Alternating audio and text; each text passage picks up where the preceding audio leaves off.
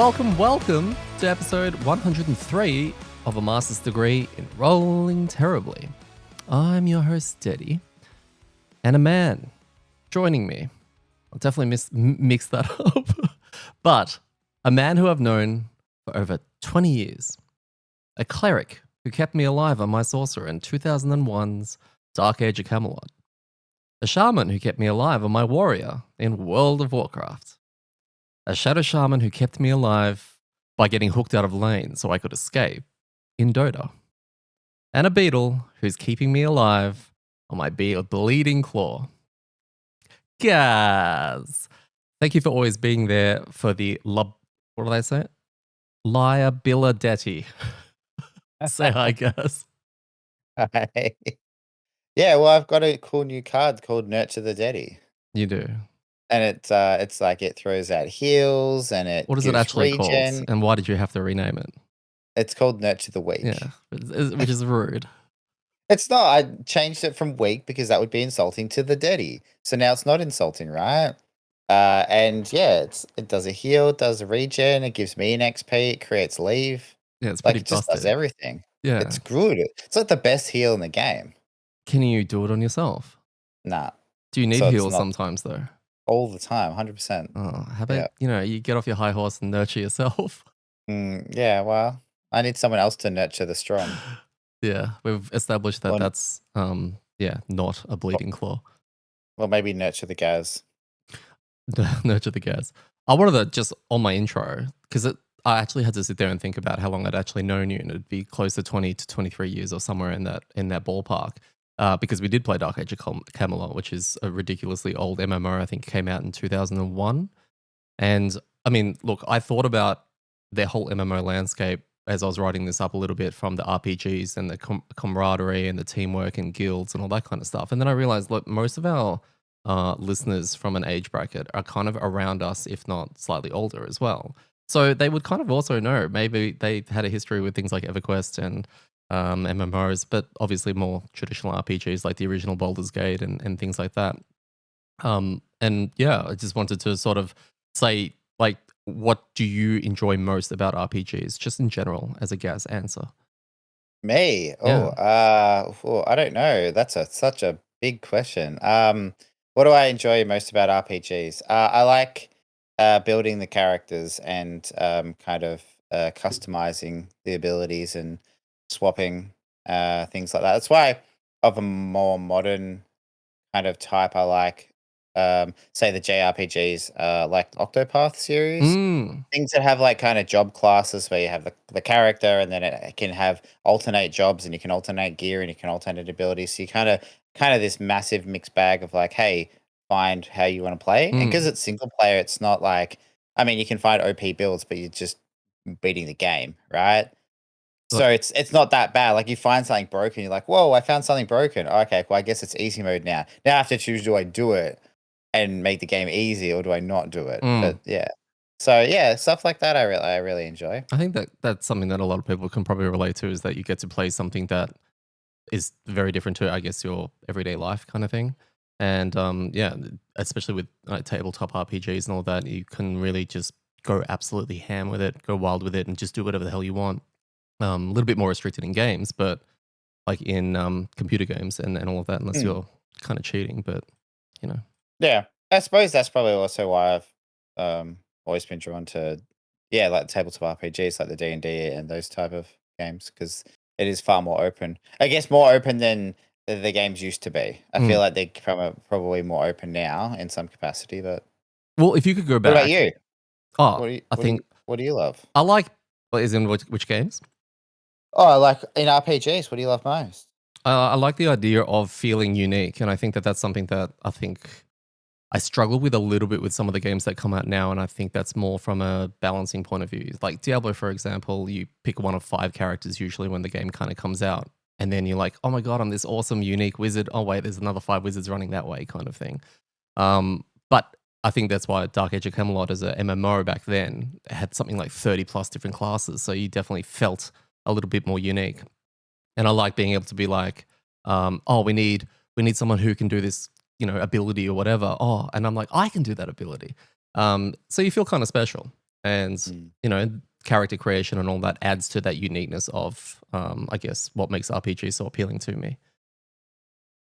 And that's why I don't like what the internet has done as a whole with the landscape of RPGs from a play, this is the best build for this particular thing, because the uniqueness is now gone and now everyone's playing, that kind of build, Yeah. because it's the strongest. So, like a double It edged does sword. become Yeah, it does become tricky, right? Because and this I guess this is a kind of super relevant in Haven.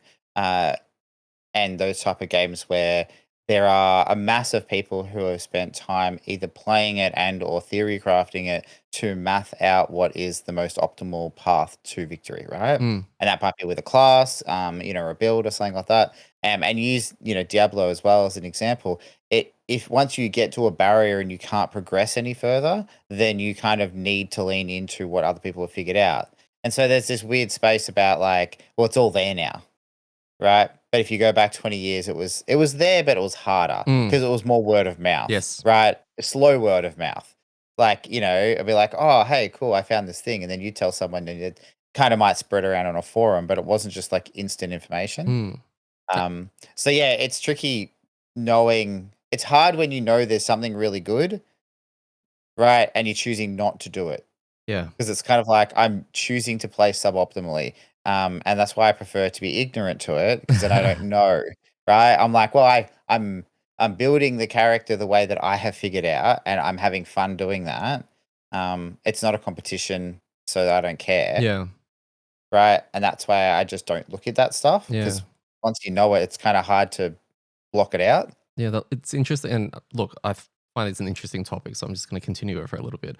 But the landscape of, I guess, gaming in general, especially when it comes to RPGs, due to the competitiveness and of course Twitch streamers showing the best of everything. Whenever I've found a new game, the first one of the first things I like to do is join whatever community the game is centered around, so we can get basically communication with the developers, and you can sort of see development of the game and see what other people are saying about it. And as soon as I jump into that community, whether it be Discord or Reddit, the first things that people are spamming is which is the best hero, which is the best Mm, for this. I don't know anything about the game. I just want what is my go-to character that I must play that will do the best. And it's very fascinating how that just becomes centered around basically nearly any game that comes out with a system like that in place, which is unfortunate. But I mean, that's a whole other thing where people enjoy that, right? That's their way of enjoying it.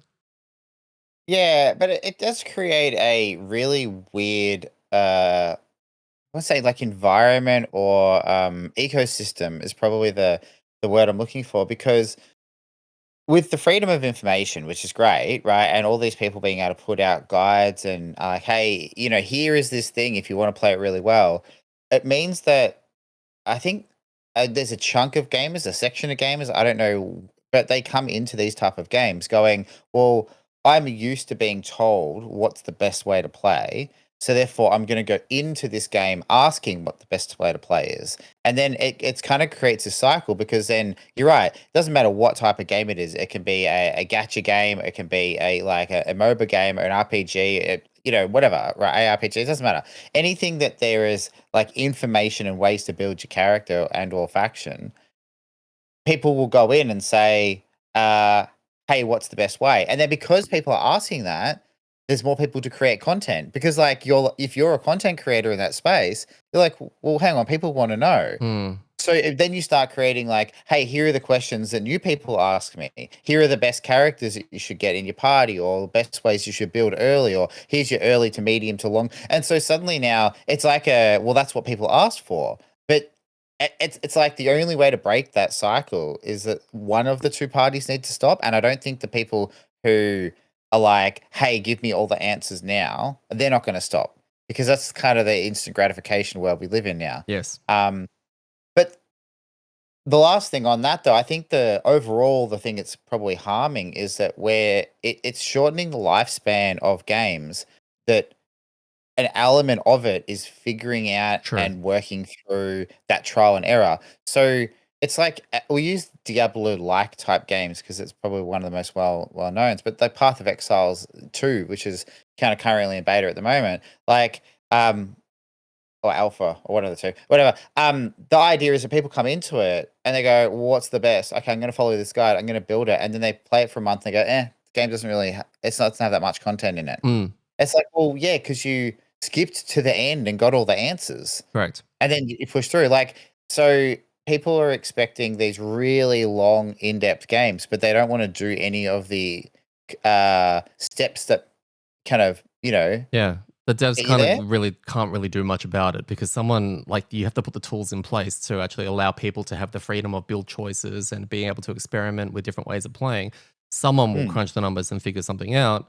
And we have a friend that literally we just ran into this issue where we reconnected with a friend when I was dabbling in Diablo 4. And as soon as the season started, like you've got months before the next season to actually enjoy the content and get through it. And he blew through it all super fast because he followed a really strong guide. He used in-game currency to buy the gear he needed, which completely nullified the whole hunt for the gear. Then blew through all the content and was like, "Oh God, I'm bored already," and then he was done. Like mm. it was like a week, and then it was kind of over, and it's like, "Oh God, I remember when gaming was, meant to be About enjoyed about playing the game? about playing the game." Yeah, and I think the thing to finish this on is that that's completely fine if that's what you want, because there are people that want to just, like, hyper fast run through everything, right? Like, I wanna play a game for 3 weeks, and then I wanna move on to the next game, right? Like, that's just the attention span, and that's fine, but you can't also complain that games aren't coming out with enough content because 'cause you're actually skipping it. Yeah, Um, and I guess to kinda loop this back around to Haven, yeah, I feel like this is where that comes in is when people are either like part of the issue we've talked about this is like the leveling, like when you start a new character mid or late in the campaign and you start at level 6, 7, 8, something like that, right? mm, And you have all the tools, and then you just blow through it, and you go, well, you didn't get to experience how the class evolves, yeah. right? Because like the level 1 to 5 cards aren't there just to make you take longer to get to the level 6 card, right? Like it's all about that experience of like Experience the discover. struggle. Well, yeah, struggle is one way, yeah, but, like, figuring it out and having fun and, like, not having all the tools is fun in a way. But that those type of people that wanna just kinda skip to the end can kinda come in and go, "Well, I just wanna be level 5, 6, 7, and I wanna have all the items, and I wanna have all the power so I can just kill everything." And like, "Oh, this game's too easy," or "This game's too hard," or, "It's game's too boring." And I don't know, I think that just creates problems. Mm, And you're right, like, back to your point, the devs can't solve for that, no. right? No, it You would be can't just very, stop. very tough to be a dev in any format these days, I think, to be able to keep things happy. Because the other overarching thing, obviously, is balance, right? And that just becomes a whole other nightmare. Mm, Kudos to them. But yeah, sorry about that completely random intro. but But I'm but I'm good, thank you yeah, yeah, for yeah. asking, No, it's good. Hi, guys. I On guess. today's episode, right after our dirt sheet, we'll be covering scenario 8, Shattered Fortress. This is back in just regular Crimson Scales, no add-on, vanilla, like single-digit scenarios. It's exciting. We're going to have our Bleeding Claw and Beetle diaries yet again. This time because the Bleeding Claw is brand new, so I'll give my initial thoughts on how that kind of felt. And then teamwork. How important is cooperation? Done. 7. So dirt sheet. All right. I need to get this out of the way. So there's two very important things that I just wanted to cover from I guess, a personal level, but it may trickle down into the podcast, right, and into the stuff. And you're giving me that look of concern because I haven't pre-warned you of any of this. Number one, we found a second surrogate. Okay, so yes, we're pregnant with our first one. That's still on the cards. We're still, going to America in July for the birth of our first child in August. August 13th is the due date. So that's still happening. We've got a second one now.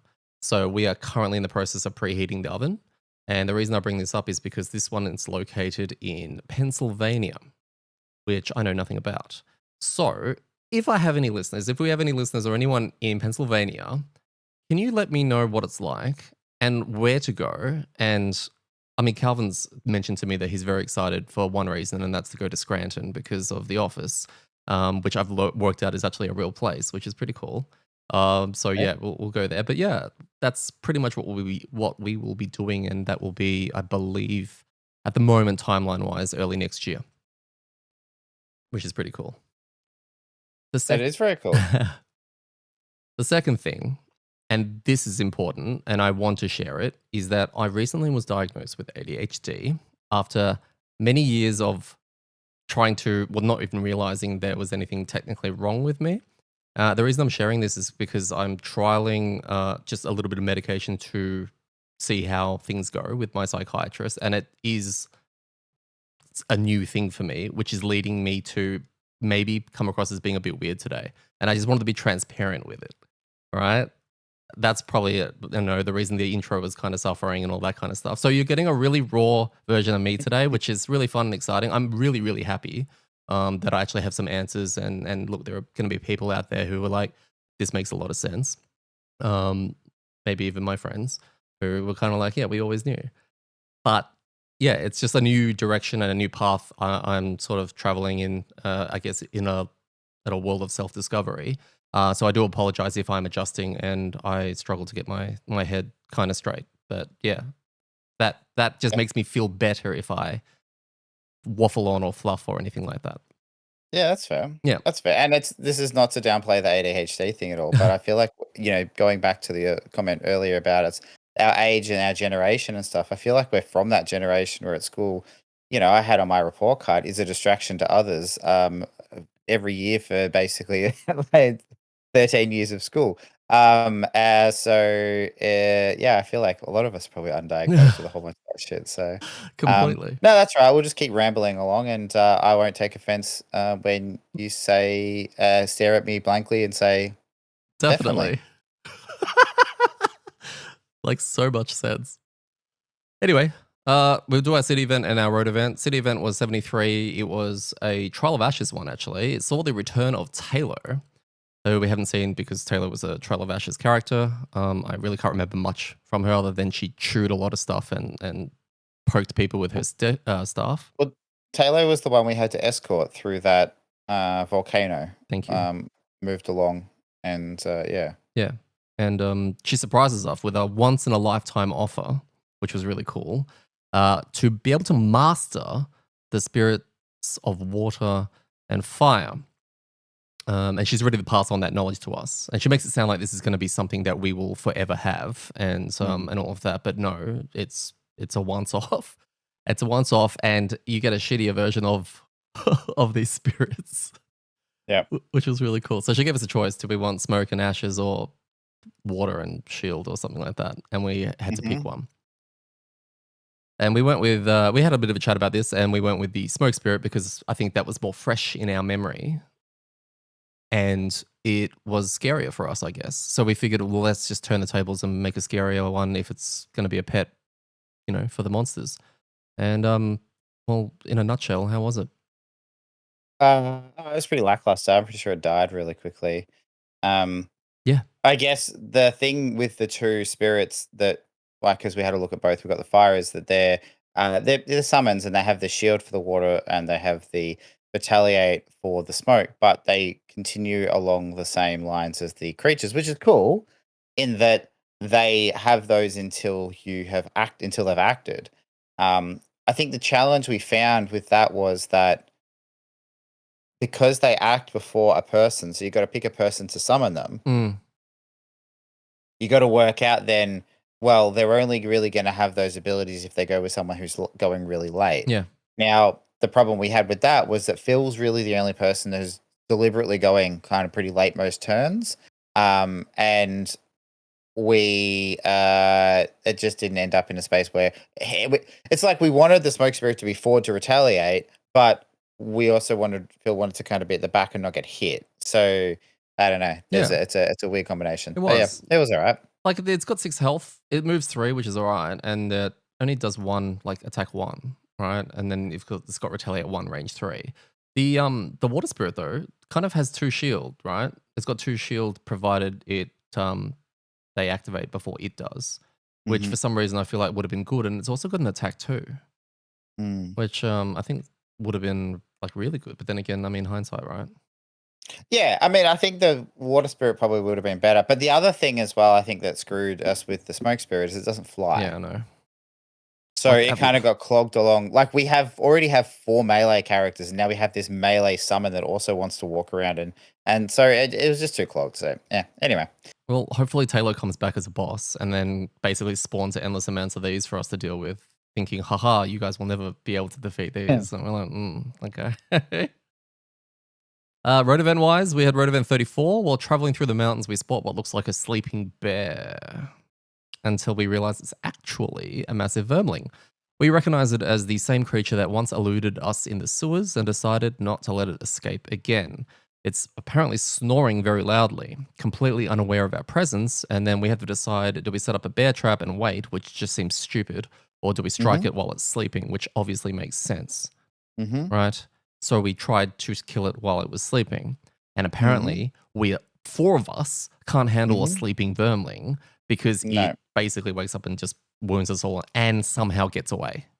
Yep. And then we get the voice of the narrator of the world saying, like, next time you will be more prepared. It's like It's so annoying. It's so dumb. bullshit. I mean, if the first option had been set up an ambush so that when it wakes up, you can get the jump on it. Okay, maybe that would make more sense, but put a bear trap down. Like, why is that going to be more effective than just ambushing it while it's asleep?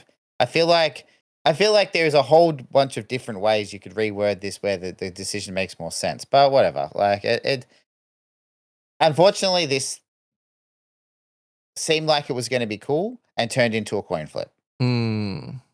It's like a coin flip disguised with flavor and fluff. Yeah, okay. And that's unfortunate. Now, what happens if you choose the bear trap?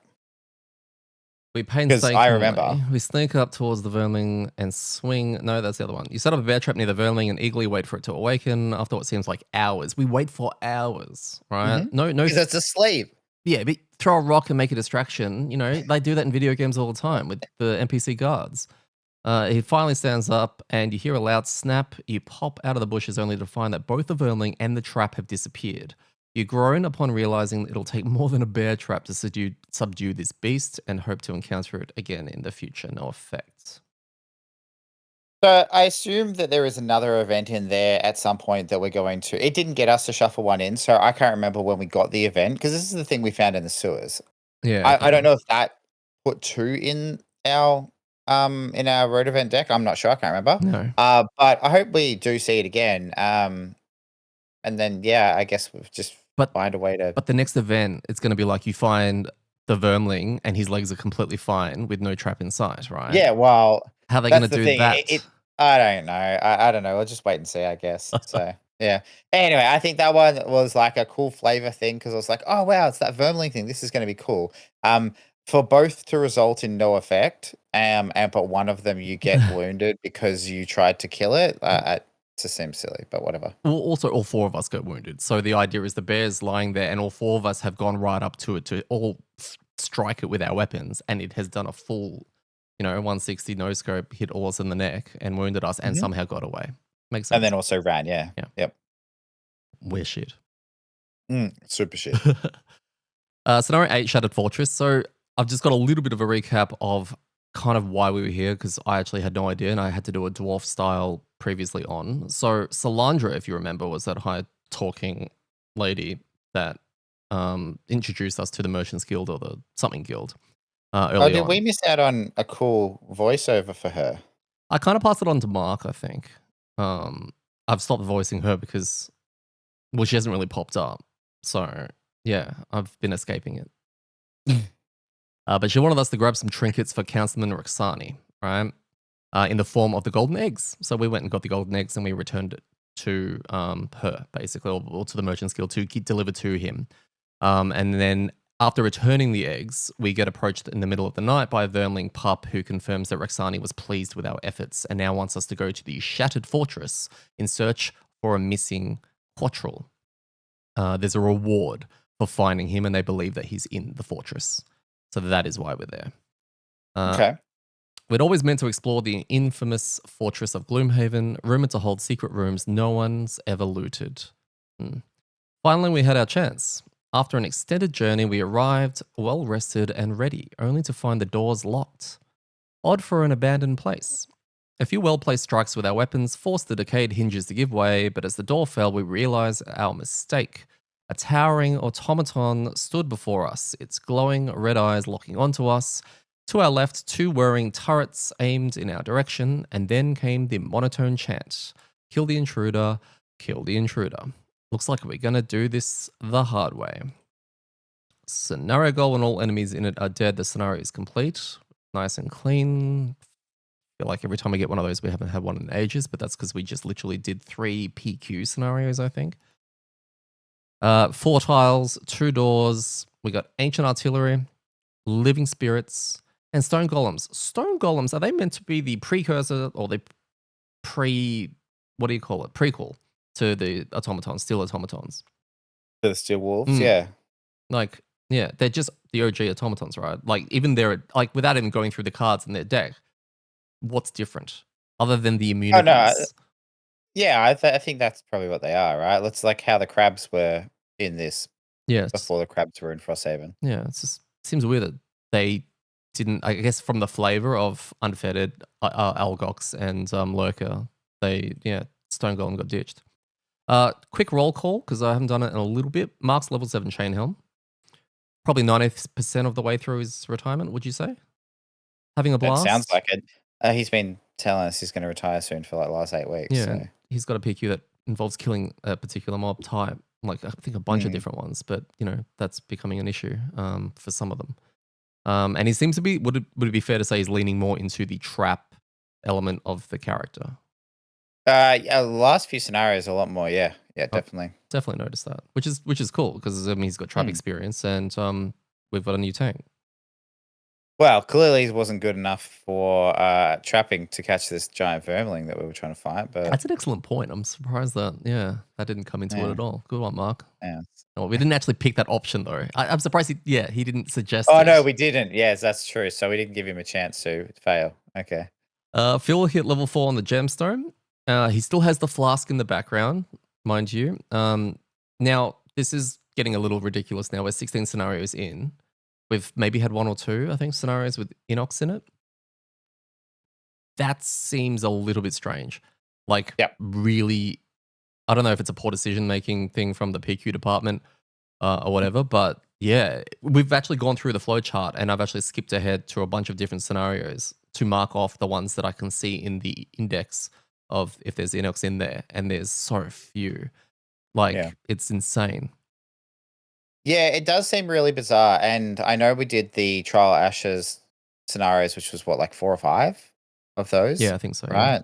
Yeah, which is and that's completely fine that they're not in that because that's kind of a separate thing, whatever. But even taking that out, we've still done what, 10? Hmm. Yeah, Something yeah, like good point. I 10? forgot Like, about so that. out of the first 10, we've had, like, I think 1 scenario that's had them in it, When you like, when you put it killable ones. when you put it that way, that makes a lot of sense actually, because the PQs also sometimes are flavored around, I don't know, certain mob types or certain locations where they may not be Mm. located. So we did 3 PQ scenarios as well. So maybe I'm being a little unfair, and we haven't really Yeah. advanced the main game much. Yeah, possibly. I mean, if we hadn't gone through the scenario map for Crimson Scales and also seen that there's no scenarios or very little scenarios with them there, I would agree with you because I'd be like, That's oh, no, true. I'm sure they're coming up soon. I'm sure they're coming up soon. But we've looked forward and they're not coming up soon. So that's what's really bizarre. And I think maybe this is where Gloomhaven slash Crimson Scales differs a bit to Frosthaven in the kill all ones is that I feel like going back and redoing a scenario in Gloomhaven wasn't necessarily like taboo. Hmm. But we never did that at all ever in Frosthaven, right? We never went back to a scenario because there was always a new one to do, but also because time was always progressing, and Yes. so we kind of felt like, well, we need to keep moving forward. Not to say you can't do it in Frosthaven, but it just seemed less thing. In Gloomhaven, it doesn't seem like big a deal. I know, and maybe this is just because I was playing on digital, but when I did that, there was a couple of times that me and my mate went back to do scenarios to do PQs, right? Like, oh, you got to go kill forest imps. Cool, this one has heaps. Let's go do it. You go kill vermlings. Go do this one. Because when we would look at it and go, oh, well, the 5, 6, 7 scenarios we have available to us don't have any of that mob type, and you might be level 9, or you might be like, hey, I just want to retire for some reason. Um, so I wonder if maybe that's what we're supposed to be doing with this Crimson Scales, is like you go forward and then he is, hey, I need to kill this mob type. Mm, Oh, well, let's go back to that scenario where they're in it and you can kill mm. some. Because there isn't a time pressure of progressing the game forward. So I don't know. It's like, but yeah, okay. I think, yeah, because we know the scenarios that have them, we may as well obviously work towards those. And then at least that progresses the campaign. I wouldn't want to jump backwards. And I know you're not suggesting that, but yeah, I'd hate to get for it to get to that where we have to go back and watch Phil deal with, Inox from the first 2 scenarios that we saw them. Yeah, and that's the problem, because when you do that, you basically may as well say just go kill them and finish your PQ. Like just skip forward, because we're having a session where we're doing a scenario we've already seen, and we're literally just, well, we would just be farming XP and money, right? He's just and trying to, we kind of set up alley oops so that he can kill these Mm. things. And that, I mean, has its an element of fun, but it's not really the same game, right? Um, No. so yeah, it's interesting. Do you think he'll retire the gemstone before he retires the flask? 100%. And I'm pretty sure based on his PQ, which I think I know what it is. He hasn't told us, but I've figured it out. I'm pretty sure he could have done it by now, but he's choosing not to. Yeah, okay. I think it's So fair to say he's like, enjoying the gemstone. He's getting some good burst damage off right now. He's got a good opener that he's playing consistently that allows moving things over to increase damage. He's got good pierce and he's getting better with his initiatives and all that kind of stuff. He just seems more and more comfortable with each scenario that we do. mm, he seems to be doing really well. Whether he's enjoying it or not, I have no idea. Because it seems like if it doesn't matter what character you ask he plays, it's like all of his enjoyment is compared to the Blink Blade. Yeah, okay. You think he's still got it framed next to his bed? Yeah, yeah, 100%. He's like little, that's like the Wolverine meme, right? Yeah, But the with the blink Wolverine blade meme. in there. Yeah. Gaz, you're level So, 2 on the Beetle. In case people mm, haven't watched the unboxings or playthroughs, quick rough idea how the Beetle works. I have no fucking idea. Nice. That's completely Yeah. fair. Do you want to do like a quick recap? Like, is this where you want to dive into Beetle Diary? No, not really. It's just more like you Okay. got colonies that you can put out. You got a bit of Yeah, okay. retaliate, that kind of stuff. Just kind of how it Yeah, so works. it's like a frontline support character. Mm, So it's got some retaliate, it's got some shield ally stuff, it's got some heal ally stuff, and it has these little colony tokens you can put out which do um shield, heal, or like banners. retaliate if anyone's standing next to him. Yeah, kind of like banners from yeah. So, but that's what I'm struggling to figure out at the moment. Yeah. Just how it all meshes together to be effective in the group. Mm. I'm on level 2 as well, so Gaz and I are both kind of the noobs again, which is really fun. I got to say, just that feeling again. And I can best describe the Bleeding Claw in my one experience with it as Wolverine without the ability to regenerate fully in like 2 seconds. So the idea is that the Bleeding Claw has this condition that they give themselves called being sated. And there are certain cards, usually the burn cards. You play it, you become sated, and then you are now in this sated state. And being sated allows you to buff or enhance the abilities on other cards that you play. So from what I understand and from what I'm feeling is that, get sated, do a lot of bursts, but the more sated you become over the scenario, the more you're going to exhaust. So there's a stamina kind of game there, little puzzle of when to blow and when not to blow. But I'll get into a little bit of that later. So the TLDR of this is that we won this scenario incredibly convincingly, right? Not from the first attempt, but No, and that was my fault completely. What actually happened just on that first attempt, just quickly? Well, I have a lot of retaliate cards, and I have a decent amount of life for level 2, so I went forward to use those cards and try to do that. But unfortunately, I got burnt down too quickly, and while I did dish out a lot of retaliate Mm. damage, because no one in the party has heals, right? I just had no way of healing myself quickly. I lost a few cards, and we just kind of went like, losing 3 or 4 cards in like round 2 or 3 or whatever it was is probably not worth continuing, right? Not that we weren't going to be able to do it, but it probably made more sense to restart because we were so close to the start. If we were 5 or 6 rounds in, then it would have just been like, just let's go.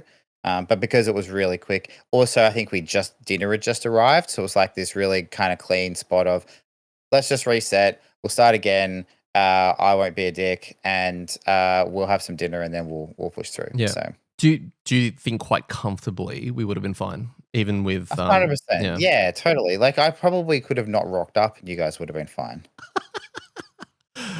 Never guess, never. Who's gonna tank? I don't know. I wasn't really tanking anyway. No. But yeah. Anyway. But yeah. Yeah. So, but yes, the first failure was because of me. And so I learned my lesson from that ish. Yeah. And then the rest of it was really like there's really not a lot to report. The playthrough will kind of show you everything. It was just clear room, clear room, done, basically. Yeah. So this one felt like, and we've talked about this. I feel like it was in Frosthaven we talked about it, where at some stages of your party makeup, you have a really good ability to deal with things with shields, right? So living spirits are really hard if you have no pure damage and no pierce, Mm. right? Because I mean, getting through normals with only 2 shields isn't that bad, but once they get 3 shields, that's tricky to push damage through on normal attacks, Mm. right? Uh, I mean, and obviously there's other things like wound, blah blah blah. But like that's what I mean, like ways of doing damage to them that's not that gets past their shield. This party has no issues at all with it, right? Like I have retaliate out the wazoo, right? Like one of my cards has like a persistent where I think it's got 5 or 6 kind of spaces that basically are retaliate to from ranged Mm. attacks. Right, normal spirits have 2 health, so my plan at some stage was just to jump in the middle of them and just make them all attack me, and then they would all die, right? Yep. Mark has heaps of pure damage, even not just through his traps, or he just punches for 4, okay, and that's gonna kill them. Swing into Phil has ridiculous walls, things like that.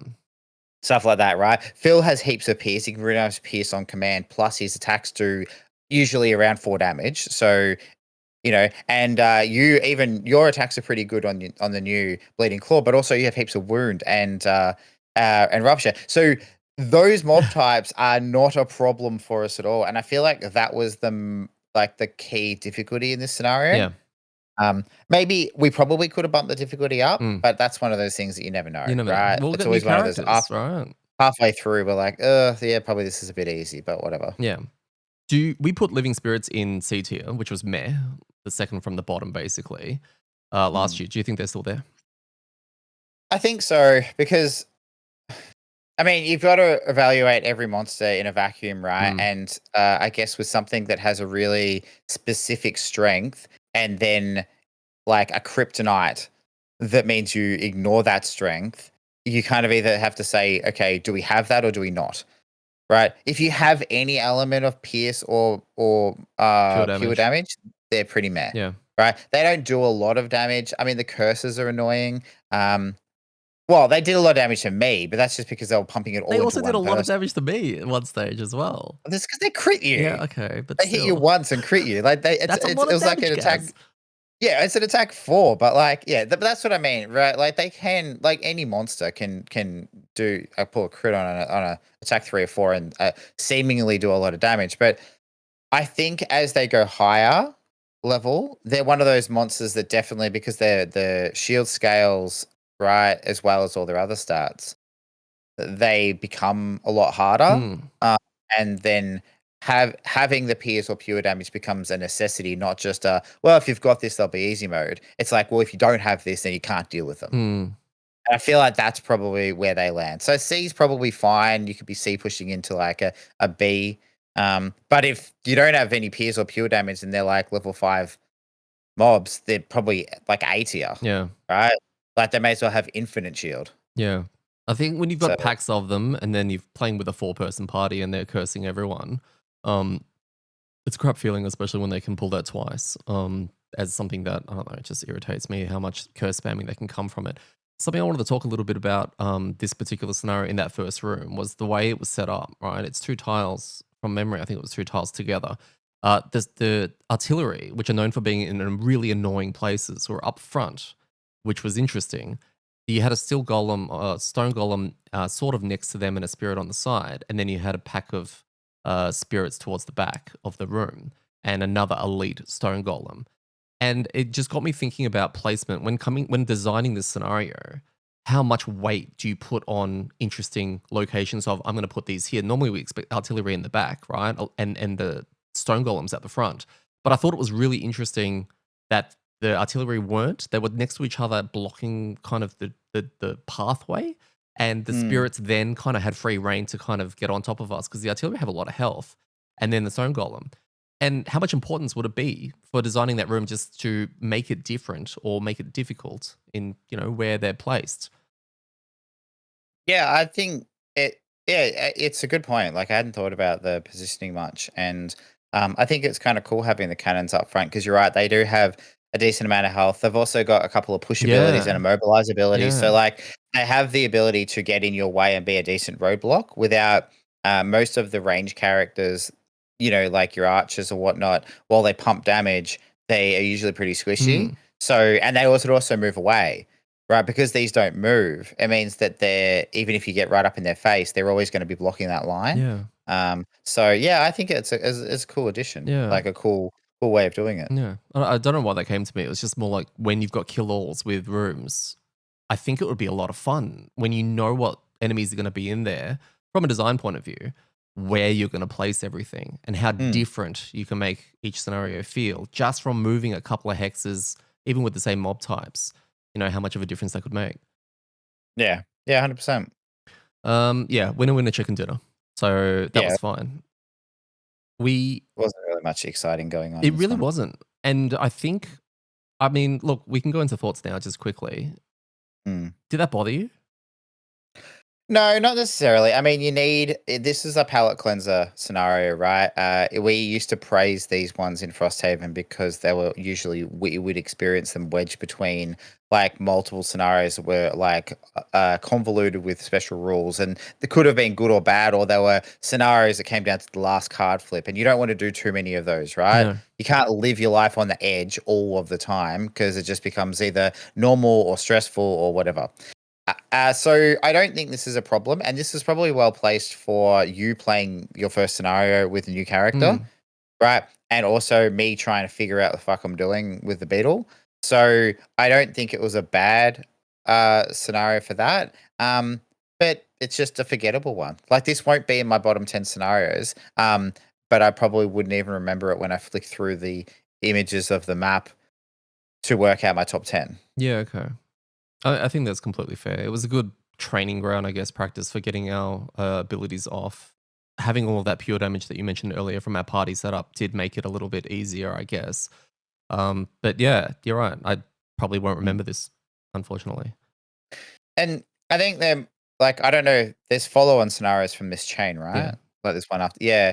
So I don't know if this is setting us up, like kind of signposting towards like, hey, this is the kind of stuff you got to worry about. So whether there's going to be more spirits in it, where it's like, hey, if you didn't have a way to deal with these ones, you're probably going to struggle. Hmm. But yeah, I mean, like in a way, this was easy because we played well and we had the right cards. Yeah. So yeah. Yeah, okay. No, I mean, that's like fair enough. Ormi would also find this relatively easy. Yeah, maybe he probably just gets stuck and doesn't go anywhere. So I think Ormi's fine. Yeah. I, Or he like lunges forward and he does what I did in the first run and just gets insta gibbed because everything hits him. yeah, but then you'll have someone to pop your retaliate on and heal and That's keep true. alive and all that kind of stuff, right? Yeah, yeah, I do. I need Ormi so that I can push him forward and just like shield him up and make him the focus.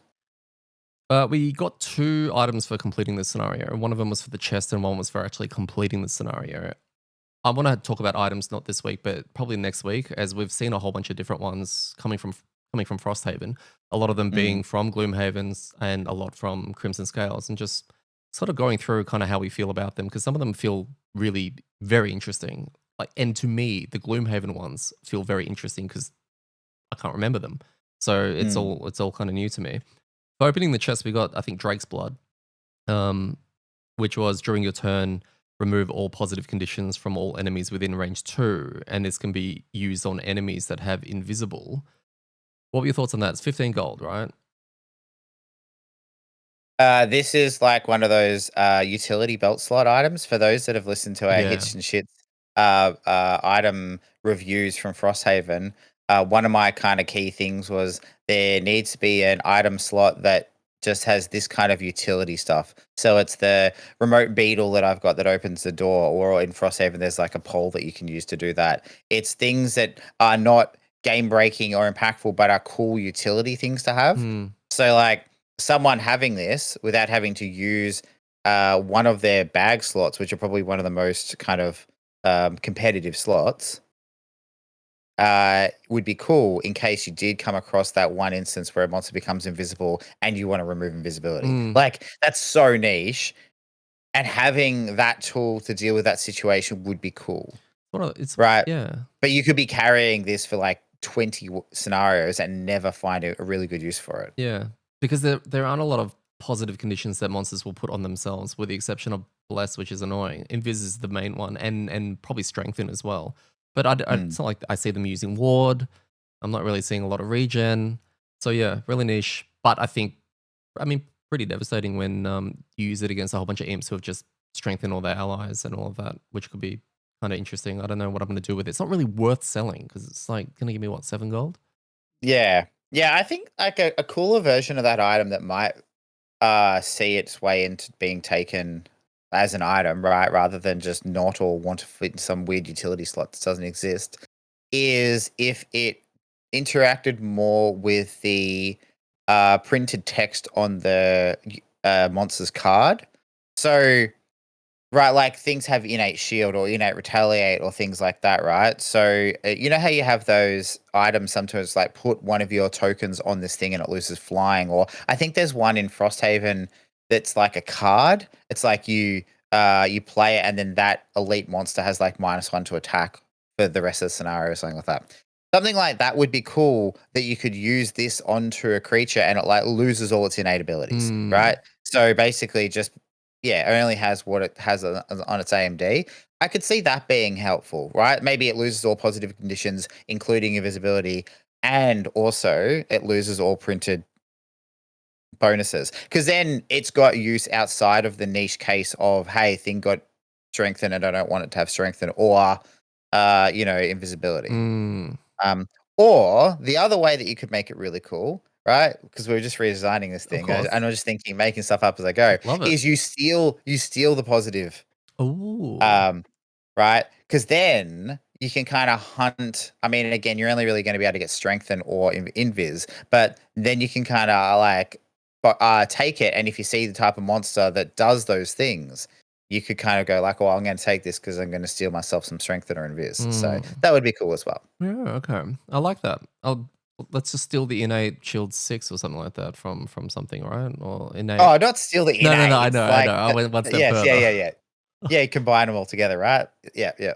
The other one is also really, really terrible. It's called Curious Pendant. It's worth 60 gold, and during your turn, you can recover one lost card that you played this round. So just to frame it, and it's funny because Diddy kept downplaying this, right? In the way that he does, which is fine. Is that he opened the chest and got this item I think out. this one's from the completing the scenario, so it wasn't mine. Oh, wasn't it? Okay, okay. So we saw it, and we're working out where it goes. And this one should basically, as soon as we saw it, just become stapled to the Bleeding Claw character, right? So, for those that aren't familiar with the Bleeding Claw, and I'm sure most people are in some capacity, its shtick, like Teddy explained earlier, is burning cards. Burn a card, become sated, and then that turn and the next turn, you get all these bonuses from the cards you play. So it wants to burn cards. And then we found an amulet that says when you burn a card, right, once per scenario, just take that card back Yeah, recover during your turn, recover a lost card that you that you played played this this round. round. Yeah. Yeah, yeah. So like, I'm gonna burn this card and get cool abilities, plus the fact that it's got like probably a bonkers attack on it to start with anyway. But now I get that card back. Thank you. So I mean, really, really good item for anyone. Amazing for the character that literally wants to burn all their cards to gain super bonuses. Yeah. It's a hat, not a bag item, which I guess can Oh, be seen okay. as a negative, right? Because you don't get any other. I think the pros easily outweigh the cons.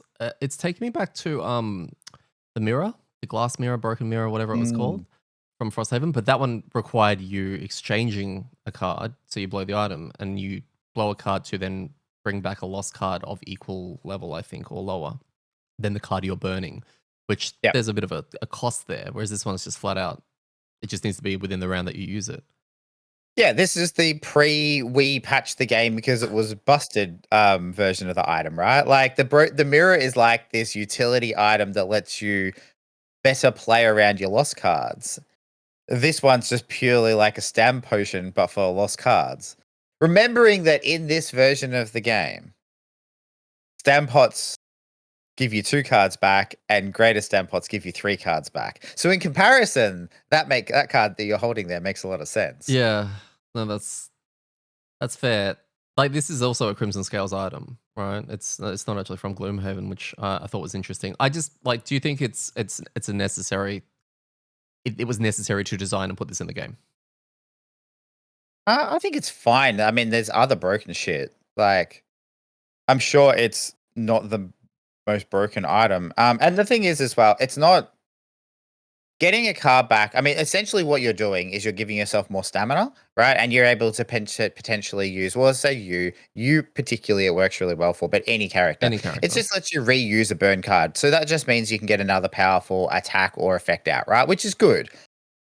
But it's not the case of like, well, +5 to all your attacks this round. Okay, which means that now you combo it with a couple other cards and just say, okay, well, every scenario I can just delete an entire room because I have this combo item. Yeah. You know, it's probably it's less impactful, I think, from that perspective than a greater power pot. Because a greater power pot, the ceiling is so much higher. Hmm.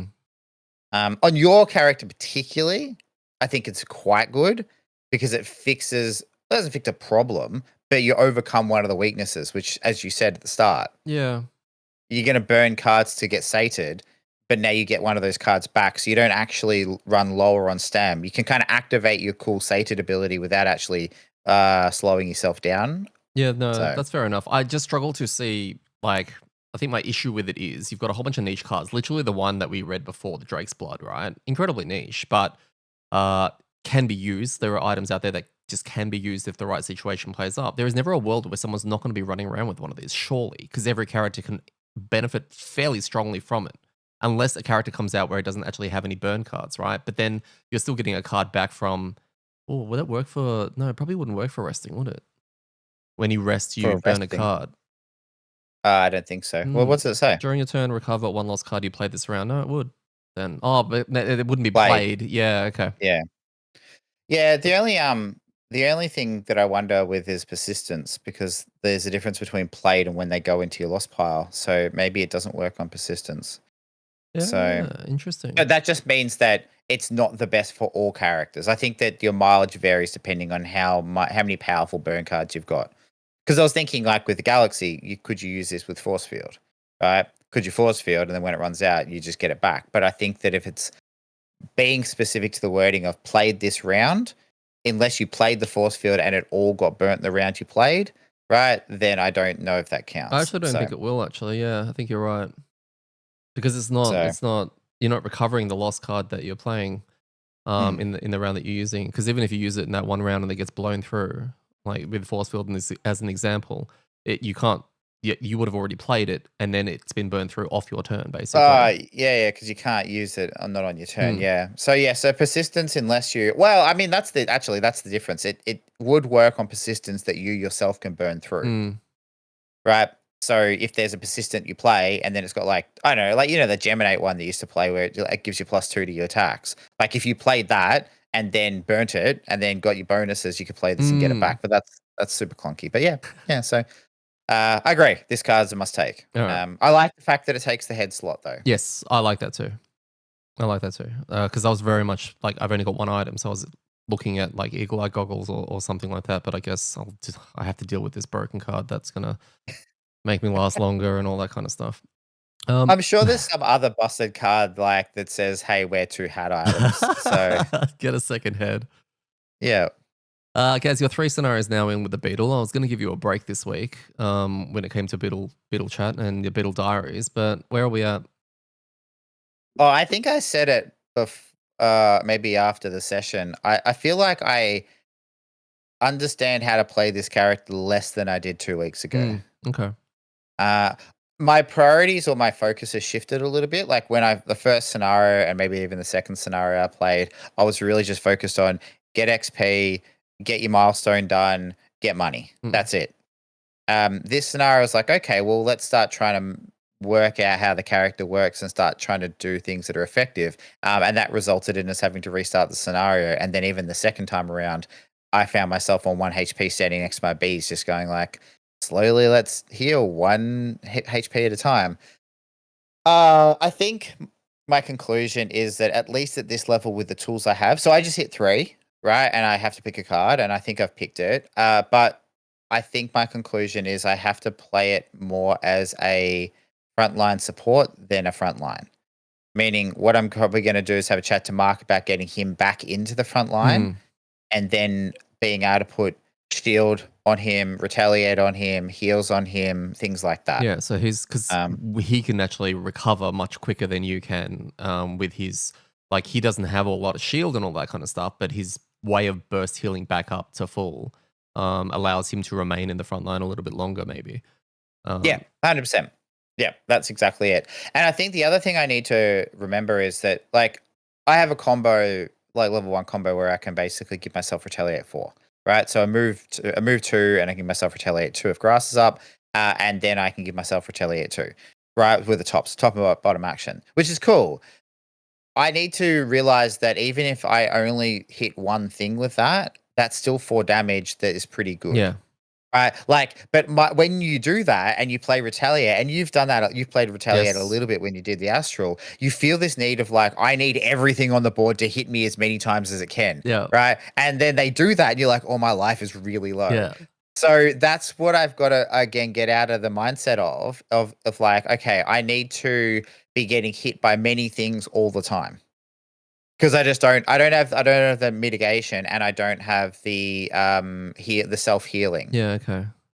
Whereas that Mark definitely has the self healing. He can burst himself back up. So if he was to tank a chunk of things for a turn or two with a high retaliate on him, I mean that's going to melt most of the stuff. And then while he's regenning, I can move forward and I can tank.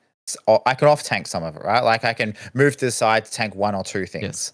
So I think I just need to play around that a little bit more and be a bit more Well, strategic. the other thing is Mark is also level 7, so he's got, like, I think 24 health or something, 22 or 24 health. You're level 3 now. We haven't actually seen your Mm. health adjustment. You do have very high health as a character, but you've got no way of getting that back up super fast, and you don't have a crazy amount of shield either. So I think once the evolution happens where Mark kind of starts to disappear, and then you start to get more levels, you probably feel more comfortable doing a bit of a hybrid of the two, I guess, different concepts, right? Mm. Yeah, that's it. That's What it. about the colonies? Are they a bust, do you think? I noticed that you are using them a little bit, but you don't seem excited by them. And yeah, I'm wondering what your thoughts are on how the colonies system works. It's awkward at the moment because they're top actions. We had a bit of a chat in the Discord about this actually. Top actions for not I don't want to say not attacks because not every character has to attack on everything, but like a top action to put a colony down seems like you're not doing anything that turn, especially if it's like bees, they won't heal you till next turn. Um, and then I guess the shield and retaliate ones do. So like that's an option, but it feels like then you're behind. Yeah.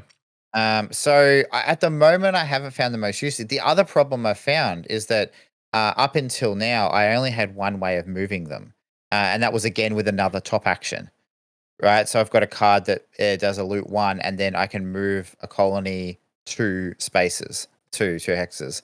Um, the challenge with that is that again, it's another top action. So if I'm placing a colony, right, and then doing a bunch of stuff, that's a top action. And then later on that round, I've moved forward, so I want to move my colony with me to keep getting healed. Then I also need to use another top action just to move it, Mm, which feels a bit yuck. And so that's kind of 2 top actions per rest cycle that I'm not doing anything really. I'm doing an AoE heal 1 if anyone stands next to it, or shield or retaliate. So that's the other issue is just things are dying too quickly. mm, So the front line is moving so quickly that it's not viable for me to go up and then chill, put something down, and then chill there for more than one round, True. Yeah, okay. right? I was gonna say, luckily that so far with the level ups that you've had, level 2 and level 3, you haven't unlocked any new bugs or any new colonies just yet, which means you're not having to give up that play style. If better stuff does come because you skipped over a level 3 colony or something like that, because the core colony cards are in your base set of cards. So it's good because it just means that you can evolve into that potentially if things start to get more exciting in that direction. And you haven't just blocked Mm. yourself out from it. So it's more of a watch this space kind of thing. Yeah, it's a good point actually. And I think the level 3 card that I'm going to take, I believe, has a way of moving colonies as well. Mm. So, and that's a bottom action from memory. So I might be able to find now a way of being able to put some down and then kind of move them along and move with the front line. So yeah, I don't know. I haven't been playing into a lot. I've also just got on the updated perk sheet. I've got the 2 tick non AMD perk. So that basically lets me once per scenario treat myself and all That's colonies, well, right. basically treat myself as a colony. So it means that anyone, myself and anyone adjacent to me, gets the benefit of all my active colony cards.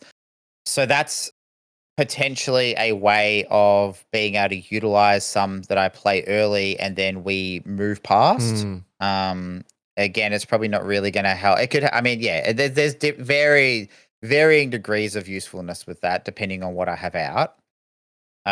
So yeah, I just have to keep playing around with it. Okay. Are you enjoying it? Yeah, I'm enjoying the puzzle so far, and I like the character, like the mini looks cool. So yeah, I just think I need to. I think I went way too far last scenario with like, cool, I'm gonna like really lean into all my retaliate cards, and I think I need to just pull back on that a bit and start working out how do I do a blend of supporty abilities and then a little bit of tanking myself. Yeah, okay. Well, we'll see how that goes next week Yeah. and see whether or not we can do anything as a team and help you out with that, give us kind of like when you were in your Manosphere with formations and all that, because if you're going to be helping buffing us and all that, or putting colonies down and wanting us to use that non-AMD perk, yeah, Mm. we can try and coordinate that a little bit more. Yeah. How are you going with the bleeding claw in your first scenario? I've learned absolutely nothing. So, because it was quite easy, what I did find was that in the first attempt, I used the sated ability that allowed me to, I guess, move with jump over everything and rupture everything. And that was cool. And that made me sated for the top. And I felt really like cool when I did that. I didn't do that on the second run when we restarted because I was like, now I have an 11 card limit. Do I really want to blow a sated one in the first round, or do I want to do it kind of the following round where I've got an even hand size? And it's a puzzle I'm trying to work out, which is that part I'm learning. That part is fun. What it meant is because I didn't go sated for the first whole round, or sorry, the first rest cycle in our second run, it felt slower because I was preparing to do that for the following rest cycle, which by that stage the scenario was nearly done because we had Mm. nearly finished it. So then I was like, shit, sated, quickly. Um, and got to play around a little bit with more the toys, right? The burning and all of that kind of stuff. So look, like I said, I didn't really learn much from that, but I'm excited to go again and, give it a bit more of a look over. Seeing Mm. how some of the cards interact was good. Learning how to deal with a relatively average, fairly average initiative in general is also interesting. I'm not overly hating it at all. I don't need to go blistering fast. I like the fact that I can sort of sit back and just sort of see how everything's going. I think that playstyle is really enjoyable. XP is insane because on the second run, because I wasn't blowing through all my burns, I wasn't really generating much XP until we got into that second room. And then I was like, oh crap, is that it? Oh crap, burn, burn, burn, burn. It was like two, two, two, two, two. It was like, oh, this is great. So that was a Yeah. refreshing change.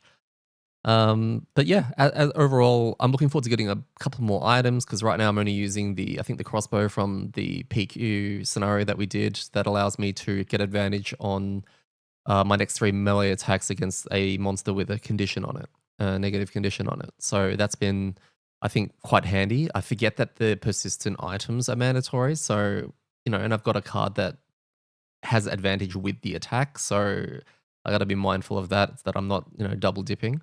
But Yep. yeah, no, so far exciting. The healing part of it's a little bit weird. especially look, I got crit for 8 on a Yeah. 9 health character, and then trying to get that back up again, you assisted with that.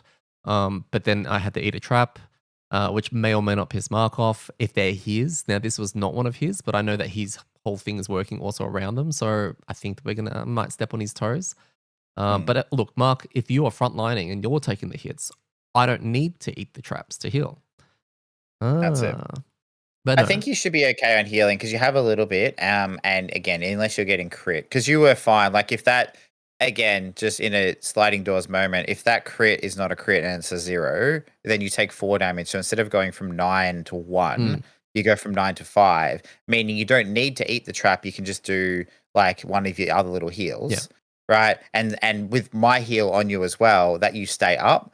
Because I think the problem was you got crit, went down to 1, healed yourself, then someone opened the door on you, and then you got smacked again because of that. So it was like this, oh, I just got my health back up to 5, and now it's gone back to 1 again because I got hit for 4. So I feel like that was just bad coincidence of events. So I reckon you're going to be fine as long as you try to stay out of the firing line. Yeah, as long as we communicate when we're opening doors, yes, absolutely.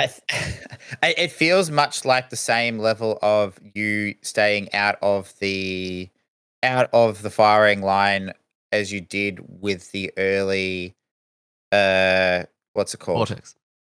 Vortex, yeah. Like you were really careful to not want to get hit at all on the vortex. Mm, And you were only going in if you could go in and make sure that you could then get out or like first lasted or going like then you got invis. So I think it's gonna be a similar thing with this where you're just gonna like avoid getting hit unless you absolutely have to. that's true. Um but yeah. Yeah. The other thing Cool. is, yeah, Empower is something I haven't been able to really play with yet.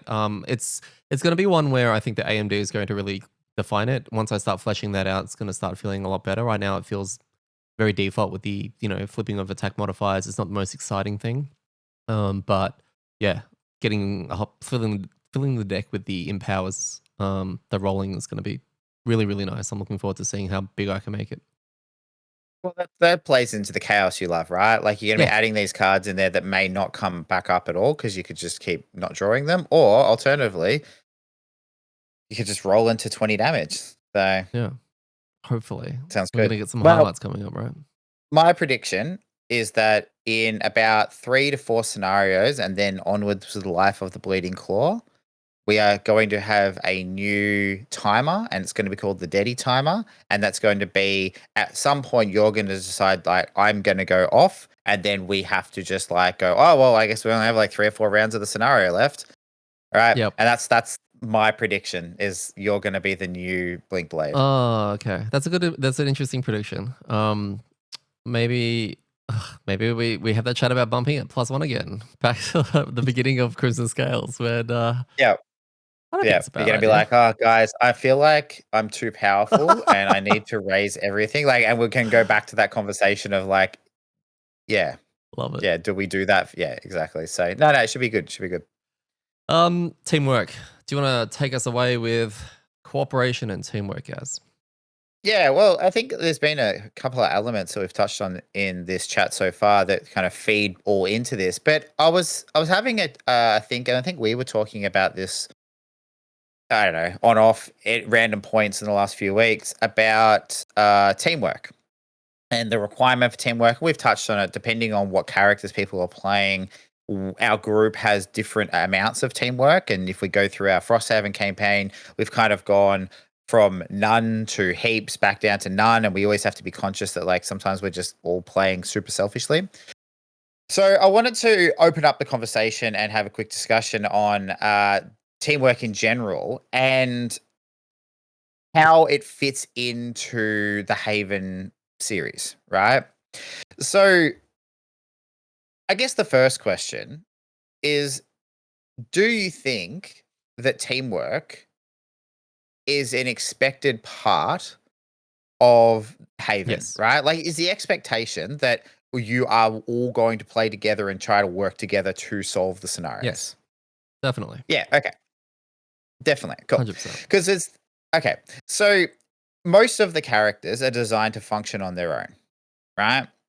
And even the exclusion, if you look at characters like I guess Banner Spear is a really obvious example because it has abilities that require allies to be in those spaces. But it also kind of gives you the ability to create banners and little minions so you can fill those spaces yourself if you want to. So you don't actually need teamwork to play the banner spear and characters like that, Mm. but it definitely makes it easier. So do you think then if teamwork is an expected part of the game, do you think teamwork is built into the difficulty of the game? Uh, for us, I think so, and I think that was evident in Frosthaven when you swapped to the Banosphere. Initially, when it came to communicating more to actually, assist you in getting more out of your character and having more fun. But then also when we were in later on in the campaign when we started to increase the difficulty to +1 and +2. So I think it basically the harder it is, the more you are encouraged to work together to get the most out of your turns, right? If you're double dipping, if two people are next to a monster and they're both going to attack it with a +6 or an attack 6, but they don't coordinate that, and that's all they're doing that turn, and the monster has 6 health, right? Without that communication and teamwork, you're potentially booking the other player, which then has a bit of a tempo ramification for future rounds, right? Mhm. So I think Yeah. yes, I think the difficulty is definitely tied into teamwork. Yeah. So, and that's kind of where I was thinking as well, is that, your how well you work as a team, right, has a potential to trivialize the scenario. In a way, right? If you are really good working as a team, and when I say work as a team, I'm obviously talking about staying within the realms of the Yeah, rules, okay. right? So not sharing initiatives, not saying, hey, this is the attack I'm going to do, this is what my battle goal is, blah blah blah blah blah. Yeah. Like I'm talking about following the rules as they are written, Yes. and that you still got to keep everything secret, but you can still say things like, hey, is anyone dealing with that guy, Yes. right? Like yeah. So it's a weird thing because the scale of zero teamwork up into like maximum functioning, well oiled machine is pretty big. And I think you're right, right? Like at lower difficulties, it probably doesn't make a big difference because your margin for error is bigger, right? Like whatever. Like if we stuff up and we all happen to try and kill the same thing, doesn't matter. We've got plenty of cards. Yes. And we'll use this last scenario we just did as an example. It didn't really matter if there was 2 or 3 turns, in which case people booked their turns because it didn't change it. Like, as I said, I probably could have died in the first 3 turns and gone off the map and gone home, and then you guys would have been like, "Well, that scenario was easy," Yeah. because there really wasn't a lot to it. But how do you think that the designers factor that in, Hmm. right? Because if we think about teamwork being an expected amount, it's also hard to quantify because you can with the characters, and this is where my head was going with this, right? If they go, okay, scenario level is 5, okay, then they know that you're going to have some range of characters that equal that 5. And if you're choosing to bump it up, well, that's your choice, so you can wear it. Right. But the average is that. And then also they have average amounts of gold and average amounts of perks and stuff. So they have a ballpark to design within, and they can say, well, things should have this much HP. But if you're working really well as a team, they can't counteract that. Or probably the worst version is people working really badly as a team. Hmm. So if the difficulty is high, the game is kind of balanced to that difficulty, but teamwork isn't there. Yeah. Do you get what I'm Yeah, saying? kind of. So I was curious as I said, I don't think there's a right or wrong answer to this, or I don't even think there's a really a question in that needs answering. It's more of like like we've talked about our teamwork fluctuating, and do you think the game becomes easier when we've worked better as a team? I believe so. I think look, yeah, I think so. I think it has to, right? Because if you're not working together and I you're going as 4 individuals, like I said, booking turns, taking loot, blowing burns at the wrong time, that kind of stuff without actually coordinating that together. I mean, it makes sense from an efficiency point of view. If everyone's playing their cards at the optimal times and you're stacking them at the right times, you're going to breeze through a scenario as opposed to if you are just going in solo mode. Like, and this is the advantage of people who are playing multi handed is that they basically have endless amounts of teamwork and synergy because they can see everything, right? And that's why they have to bump up the difficulty to compensate for it. Well, that's a really good point actually that I hadn't considered, right? Is that yeah, there is the recommendation that if you're playing multiple characters, you do bump the difficulty up. So they obviously it's kind of looked at as if you have that ability to like have perfect teamwork, which if you're just playing by yourself is, but you should be working well as a Mm. team. Then it is kind of accepted. You need to bump the difficulty up to compensate.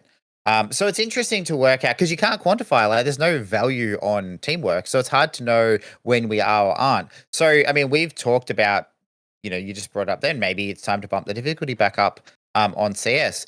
I wonder if that means that we also need to then start just making sure we are bumping our teamwork up, Yeah. you know?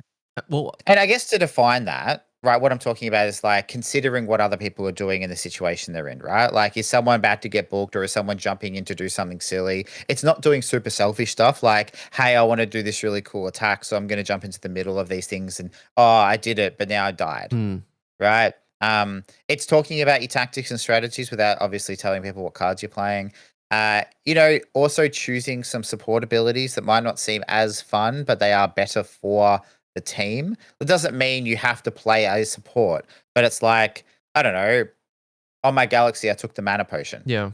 It because I had 10 gold to spare and there was no items I really and needed. that And was I'm like, hey, huge. this will help That us. was absolutely huge for, I think, anyone who actually needed that particular element, which was, crucial. It didn't do anything for you, right? But it was definitely for us. Yeah, well, I used it for you to create dark sometimes, and I think even Phil Yeah. sometimes when he was using light. And funnily enough, when I was creating light for Phil on his flask, he was using that so he could do the double heal. Yes. So it was like this, I Ah. played an item to support the item. So that's the kind of rolling effect that we did. We worked together. It almost feels like we had to do that when we were really low level and struggling. And now that we're kind of a little bit more in control, things just get a little bit just like, yeah, do what you want. It's true because that was one of the biggest takeaway from doing. I think it might have been around the collector or the capstone or whatever in Frosthaven, where we increased the difficulty. We had very very tough like mobs against us, and before we had even kind of began, or look, it was a while ago. I can't remember. We may have wiped after the first few rounds and got. I think we did actually, and it was like, Hmm. guys, step back. Let's revisit this. How are we going to tackle this now? And that's where the communication kicked in, all still within the rules of how the game's meant to be played. And then we experienced a lot more enjoyment. And I think that's going to be subjective depending on the people. But we was like, oh, this is much harder. This is all of a sudden more enjoyable. We're now communicating. We're now, ordering things properly, making the elements properly, all of that kind of stuff. I think, yeah, it just made it so much better.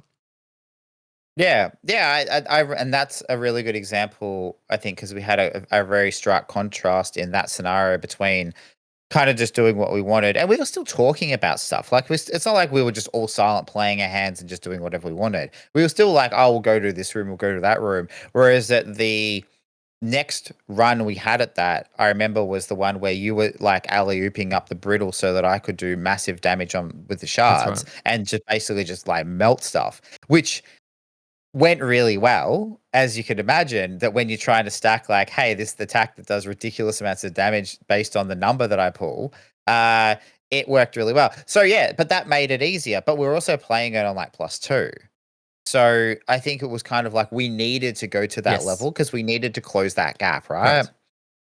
Yeah, so it's an interesting thing, and I wonder if there is an element when people are this is completely speculations, I have no basis of this, but I just wonder if like people the general community who are I wouldn't say newer too, but have played, say, Gloomhaven, where you probably didn't need to work as a team as much because it was a little bit more, hey, if everyone, and I think the comment was actually put in our Discord the other day. It's like Gloomhaven was based more of like the puzzle is, do you have the stamina to get through Yes. this? Whereas at Frosthaven is more focused on this scenario has its own puzzle. If you don't do the right things, you're probably going to fall Mm. short. And some of that's teamwork. But so I wonder if there's a mentality of some people who play Gloomhaven that were like, yeah, you can pretty much do whatever you want. Just don't mess everyone up on purpose, but just go forward and you'll win. Quite possibly. Coming into Frosthaven, they don't rely on that. Like, well, we actually have to work together and actually be objective based, right? Do you think they're missing out? Like when you've got the people who are in the house rule threads and they're saying stuff like, "Oh no, we are very open with our initiatives. We let everyone know what we're doing, etc." Because we find that more enjoyable, more fun. Do you think they're missing out? Obviously, potentially from a misunderstanding of how the game was designed, right? How it was meant to be experienced. But they're going down maybe more of a role playing game, like they're more tabletop role playing the actual scenarios themselves. And, why shouldn't we tell each other what we're doing, et cetera, et cetera? Do you think they're missing out on a core fun part of the game that other people, like our group, gets to experience by actually having those rules in place. I think I think generally yes. I think it's an element of the game they are missing. I don't know if that is good or Mm, bad. Like I think it's probably bad because it was designed in that way. But if they're having a lot of fun with it, it doesn't matter. I think where it is bad is the people that are not leaning into some of these kind of components of it, and whether it's teamwork. I mean, assuming they're playing by the rules and not house ruling too much, and then they're getting a worse experience, an experience they don't like. So, like, if you're not going to lean in the fact that you need to work with other people, or you house rule it so that you can share initiatives, for example, mm. and then you're like, well, the game's too easy, right? So we bump the difficulty up, and now we're getting killed by everything. Yeah, okay. Then you've modified the formula, and then that's kind of caused this weird situation where it's like, well, that's not how the game's supposed to be played. Mm. So I think again, it goes back to the thing we've always said since really like episode 1 or 2. It's like find your fun, do what you want. It doesn't really matter, right? It's not a competitive game. You're not going to go to the like Gloomhaven World Championships. It doesn't. It's not that level. But I think you do also need to understand that there's probably things that need to happen in order for the game to function really well. So find your own fun, but don't complain about the fun, or not even necessarily complaining. If you are finding that the experience isn't great, the answer could be it might be your fault in a way. There may be a world where they just need to see it from the other point of view. Like when you watch our playthroughs, do we look like we're having fun? Now, look, that's going to depend on any given day and any given week, and what mood we're in, etc. But the idea that we're sitting there and not knowing what you're going to do, it's those times where it's like, I need you to go before me, but not after them, kind of thing. That's like, oh god, and it's so easy to be like, what's your initiative, right? But there's a Mm, level of heightened drama in that whole thing. It's also a rule. It's not like we're intentionally making that harder, right? That's part yeah. of the game. But that's literally what I think is the vision of Isaac and every other dev that's worked on this project. That's what they kind of wanted, right? It's not an RPG. So it it is probably one of the biggest teamwork games up there with like Spirit Island, right? When it comes to having that, working together, not Yeah. just from a Holy Trinity tank healing whatever, tank healing DPS, but just from everything down to initiatives, everything down to item usage, element. I mean, the whole element board of not being able to use an element on the turn that you're generating it, Mm. right? It's all intertwined. And if they, Yeah, I think so. That there are. I 100% agree. There are a lot of elements that have been put in the game that kind of encourage you to work together, or at least work future plan. So whether it's you planning for your own future in the next turn, or you planning around and doing something that's going to help other people, I think is there. Uh, but I also think that you can just play like most of the classes have the capability of just doing what they want. And going back to the conversation we had right at the start of this episode, people write guides. Here's how you blink blade best, right? mm, That none of that includes, hey, here's how you also work really well as a team. yes, Like it's all like play these cards and get these items so you can delete the room. Now, that's not a bad thing, but I think when you have too much of a pool and there's classes that can do that and people are going to play them in those ways, I think that's where you start having these weird issues. mm, Um, because and the last thing I'll say on this is that like it's like playing a role playing game, right? And also games like Twilight Imperium, things that are a big time investment. So not talking about playing Catan, or a game that's like light to medium like that, where you'll smash out a game in an hour or so. When you're playing a longer game, there is like this social kind of contract you have to playing properly yes, and being on the same page. We talk about it in Twilight Imperium. If you're just going to get your fleet and smash it into other people and not care about the objectives, you ruin the game, yeah. right? Because that's not the game, and it means it ruins someone else's fun. And you're playing for 8 to 10 hours, so don't do that. It's like playing a role playing game. If you want to be the main character, that's also not what the game's about, right? The game's about storytelling and like, yeah, doing cool shit, but like everyone having fun. I feel like Haven also has some of those elements, and our group is pretty good at that. Is we all are generally kind of aligned. We all want different things. We all find our fun in different places, but I think we've all kind of um, unofficially signed the same social contract of like, hey, well, let's kind of work together in a sense. No one's there to just fuck the other We person. want everyone to have a Um, good time. right? I think Yeah. that's the most important thing because if you're not having a good time, there's a high chance that, oh crap, we're down to 3 people, right? Because such and such doesn't want to come back anymore. Like, Gaz is done just because we've screwed his BG one too many times. Like, yeah, you're right. It's the social contract and it's wanting to continue to do the activity together. And you have a high Mm. chance of doing that together when you work together. Yeah, be nice to people. So yeah. Anyway, that's really it. Like I said, I don't think there's a right or wrong answer.